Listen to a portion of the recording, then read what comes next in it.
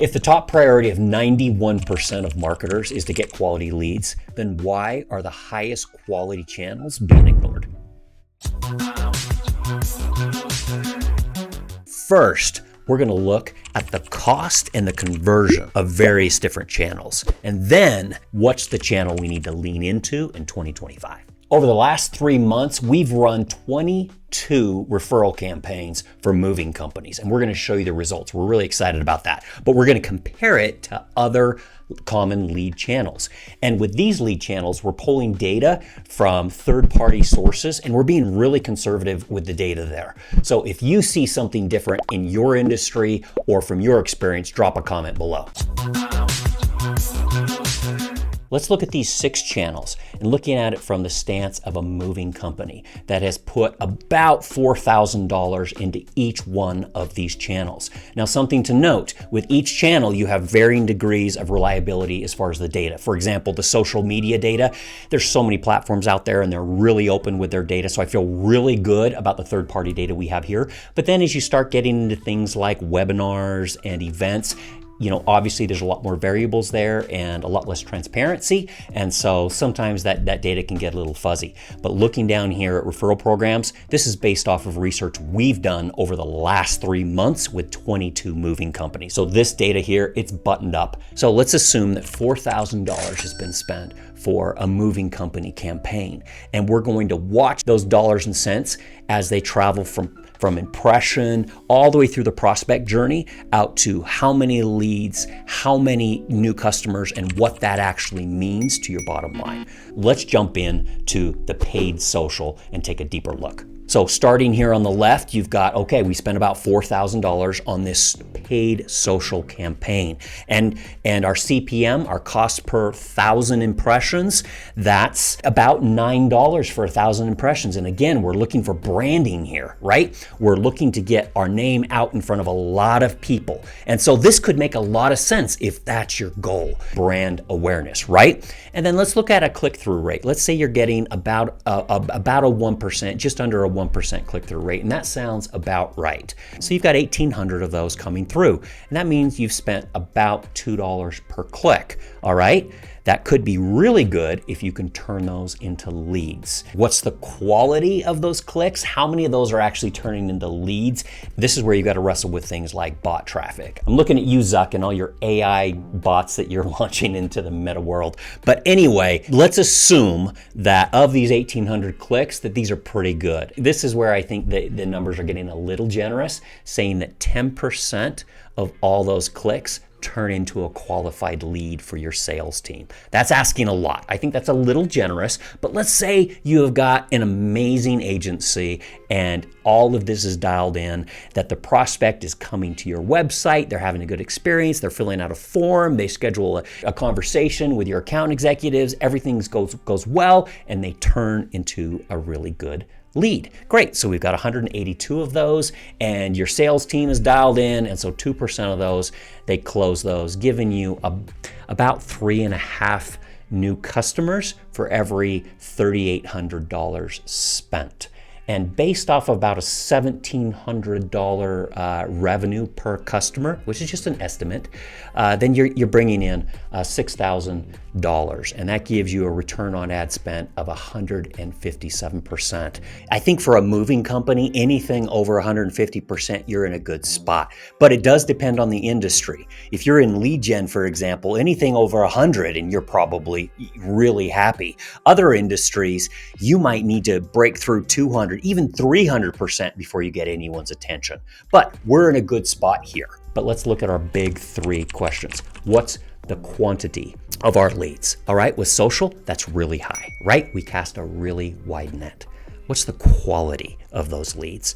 Again, because you cast such a broad net, you're going to have low quality, which means as a marketer, you're handing over a lot of leads to your sales team that may not be the best qualified leads. But what does that mean for your control? So if you've got you're handing them bad leads and they're complaining, what levers do you have to actually make adjustments? That's going to be really difficult. So that's a deeper dive into paid social. If you're seeing something different in your industry or through your experience, add a comment below. All right, let's take a look at paid search. Here we've got, again, about $3,800 spent, and your cost per click is just over $6 there, with about $3,800 spent. A cost per 1,000 impressions, you're about $150 here, with a click-through rate of over 2%. So you've got a higher intentioned person here that's making a query. And so you're going to get 600 clicks, let's say, with a nice, generous estimation here. And then, because these are higher intent prospects, let's say that your click to actual lead is about 20%. I feel pretty good about that. A lot of times your leads are going to be people that are actually looking for something that they actually need. And so you can get, higher intent prospect. And that means you're getting 120 leads. And so your sales team is able to close almost 3% of those. Now you're still going to be wrestling with the same types of things like bot traffic and competitors that are outbidding you and changes that Google is making in their algorithm. So you've got some volatility here. But from that, your sales team is able to close about the same amount as with our paid social. They're able to close over 3.5 new customers, so giving us a nice estimate of about $6,000 of new revenue and a return on ad spend of about 158%. Again, this is really variable dependent on your industry. In a lot of the industries I've worked with, you want to have that over 200%, and again, maybe even 250, and then you're really excited. If this prospect experience is dialed in, so what they're seeing on the search engine looks really good and is answering their questions, what they're seeing on your website, and then their experience when they engage with you is good, 158% seems reasonable. So what's the quantity of leads that you're getting? You're getting a lower quantity. That was about 120, just as you would expect. And the quality of those leads, quite a bit higher. And so with less leads, you're able to close more of those because they're high intent. And what's your control there? Your control is getting better. You're able to adjust your keywords. You're able to adjust those on the fly, your spend, to try to target people searching different phrases during different parts of their research life cycle. So paid search, I think this looks really reasonable for a prospect experience and for what you as a marketer are dealing with, meaning you're spending about $4,000, you're handing over higher quality leads to your sales team, and they're able to turn around and get you about the same amount of return as you're getting with paid social.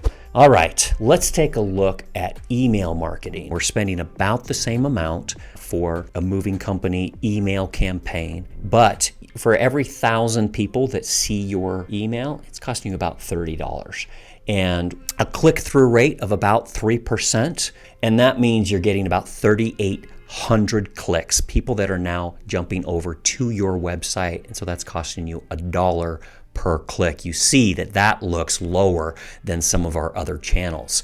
And the click to lead rate, because you're able to target these email lists, you're able to target your messaging, and there's a lot of great things you can do now with AI to actually adjust, and some of the platforms out there to adjust your messaging and to enrich your data, so you can pull in LinkedIn information and you can pull in review information. You can pull in a lot of information to try to customize these messages, and that's why some of these numbers, can look a little bit better. And so that means click to lead rate, you can have a nice, 15%. Let's say that you're going to be getting under 600 leads, but the close rate on these, how come that close rate is so low? We're looking at, 0.55%. I'm going to blame that on Adobe Cloud. That's where we got that third-party data. But you're still getting, because of that high volume of leads, 3 new sales from that. So you're going to be looking at about the same numbers you were looking at with the other channels. Revenue of over $5,000 and a return on ad spend just breaking over 140%. And you can do this at a pretty low cost if you've got your tech stack in place, if you're dialed in on your lists, and again, if your sales team is able to turn those around into sales. I think you can do pretty well there. All right, let's take a look at these next two channels. Now, something to note here, we're talking about moving companies, right? And now we're talking webinars and events. All right, maybe not always the best fit. The data we're using here is from consumer data. So unless you're a moving company and you want to show up at some home show or something like that, then maybe this applies to you. But here we just want to show some of these numbers in comparing them to others. Those of you in different industries, this will really apply to you. But let's just take a look at events. And again, there's a lot more variables here, okay? You're talking about humans walking around at a show, so some of this data is a little bit harder to track. Let's say we've put $4,000 into an event, and any marketers out there are going to roll their eyes and say, when's the last time I went to an event that cost $4,000? I've never done that. Most of the events I go to, they're $30,000, they're $40,000. I'm lucky if an event costs us $15,000. But let's say we have found the nice small event and we're able to attend for $4,000. Whoo, gold mine. But let's say that your cost per 1,000 impressions. And so you're at an event, you've got a trade show, you've got a booth. Maybe that's 1,000 people that walk by and notice your brand and have a quick look. All right, so let's just say for every 1,000 of those, we're looking at about $800. Click-through rate, what might that be? That might be that they stop at your booth and they actually engage with you. Again, we're being really loose here, and so the cost per engagement, obviously that's hard to gauge, and what's the click to lead percentage. So out of all those conversations that you're having at the booth, how many of those are turning into a qualified lead? We're assuming we're getting 80 leads. Again, pretty generous here. And then you're able to close 5% of those and turn 4 of those into sales. Using the same revenue numbers, you're looking at about $7,000 worth of revenue, and that means your cost on event is 170%. Again, this really depends on the industry. Some agencies out there may have, dozens or hundreds of clients, and they say, we've got numbers way better than that. For the average moving company, this is probably realistic. If you're able to cover your butt on the cost of an event, then you're in really good shape. None of the missed events here are calculated into this, and you're going to take those hits. And let me tell you, as a marketer, the stress level is just going to go sky high when you have missed on an event because the cost is so high. At the end of the day, let's say that our return on the event is 170%. That's a successful event, and we may be going back next year. But I think I've been pretty generous here with the numbers. All right, let's talk webinars. Same caveats apply here. How many moving companies are putting on webinars? They're not. But I want to compare that channel here. So just help me translate and put your industry into this. So let's say we put $4,000 into webinars. Now we all know that a webinar doesn't cost $4,000. Let's say in this case that for $4,000, I've put on 8 webinars. That means I've got the connections in the industry and I'm able to leverage some of those connections, and we're doing a webinar together with another company, and I want to get in front of their customers and they want to get in front of ours. And let's say we enrich our list, or we purchase a list that we want to send emails out to. We then enrich that list, and from that, let's say it cost about $500. So for $4,000, I'm able to put on 8 webinars. That means for every 1,000 impressions there, it's costing about $1,000 for every 1,000 of those impressions. And again, we're kind of translating some of this right into what might be for a webinar. And let's say the click-through rate, that those are the people that are clicking on that email invite and they're jumping in, or they're seeing the social ad and they're jumping in. So 440 people have actually clicked and they've gone into the registration page, and so we're paying about $9 for each one of those people that have come in. And let's say here that that's per registration. This is where if you've got great content and it's really addressing a pain point, they've had a really good experience so far. This click to lead, I almost want to say these are the number of people that are attending your webinar. And I think 25%, that's about right. With some of the webinars I've been to, it's been as high as 40% of the people that register actually show up. So let's say 25% of those from all the people that have registered turn into a good lead. So that gives you 110 leads, and you're able to close 5% of those. That actually feels reasonable to me. If you're seeing something different, let me know in the comments. That means you've got 5 sales over 8 webinars, and you've brought in over $9,000, giving you a nice return on ad spend of 233%. So let's look at our big 3 questions. The quantity of leads. What does the data tell us? That our lead quantity is actually fairly low compared to some of the other channels. But these are people that have expressed interest in a problem that you solve. So the quantity is lower. The close rate, though, is higher. These are people very interested in what your company can do to help them out. So that actually means your quality is higher, and your controls here are actually quite a bit higher because you control the content, you control the lists, you control the follow-up process. So you have a lot more levers at your disposal for control there.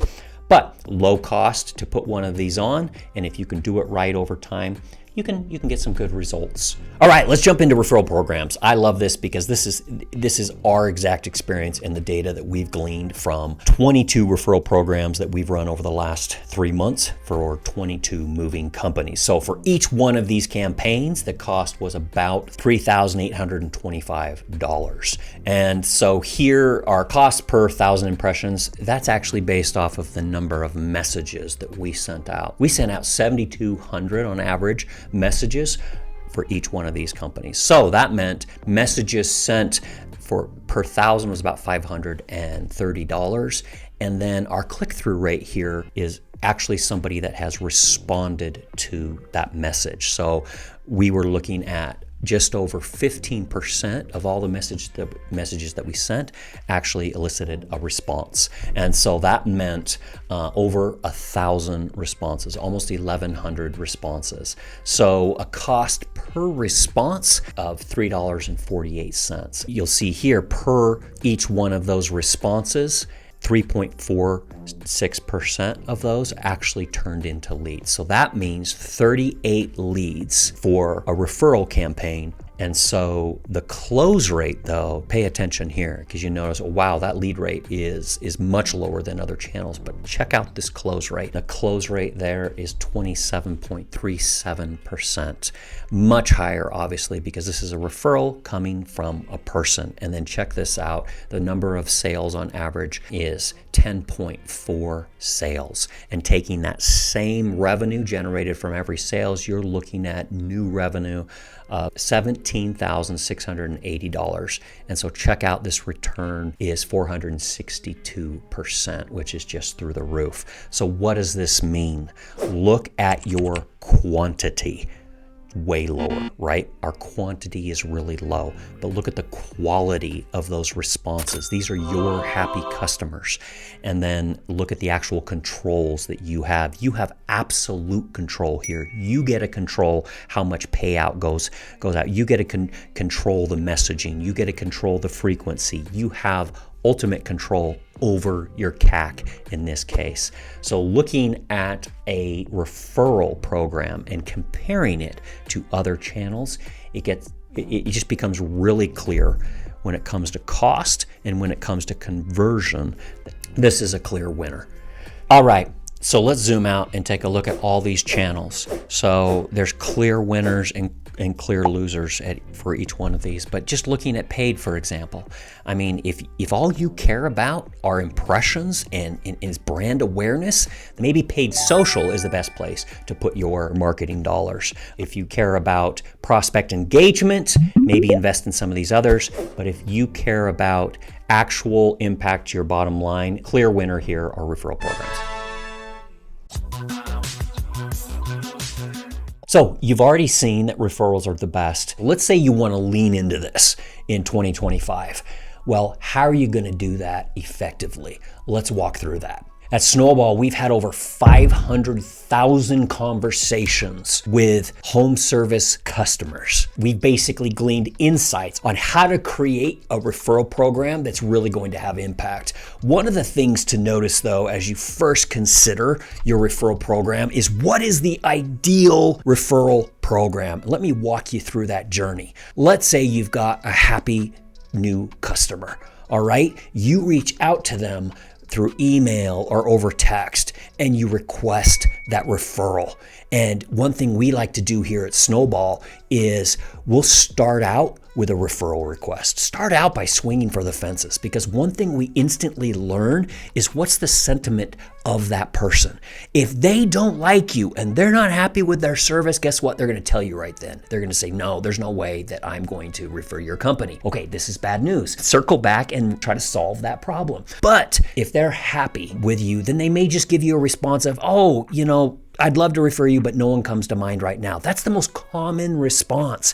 In fact, our numbers show that it takes 2.6 connections with your customers before they send over their first referral. So be ready to nurture a conversation over time. So you send out that initial request. They say, hey, you know what? No one comes to mind. Bing, you've just identified an advocate. This is someone that likes you. This is a great time to request a review and say, hey, no problem. When someone comes to mind, let us know. But in the meantime, do you mind leaving us a review on Google? Or do you mind leaving us a review over here or over there on Best Company or something like that? So you identify those advocates. And then you follow up later and say, hey, does anyone come to mind now? And maybe they respond back to you with a question.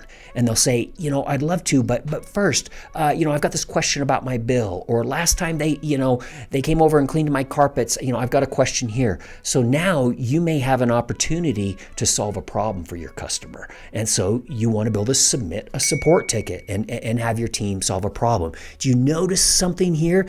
This is not a gimme relationship. This is an ongoing conversation with your customers. So now you've solved a problem for them. We notice a lot of times through all of these conversations that we've had that upsell opportunities will organically come up. For example, the customer might say, oh, it's interesting, I don't have a referral right now, but I'd love for you to come out and visit again and help me with XYZ. And so it's just a nice upsell opportunity.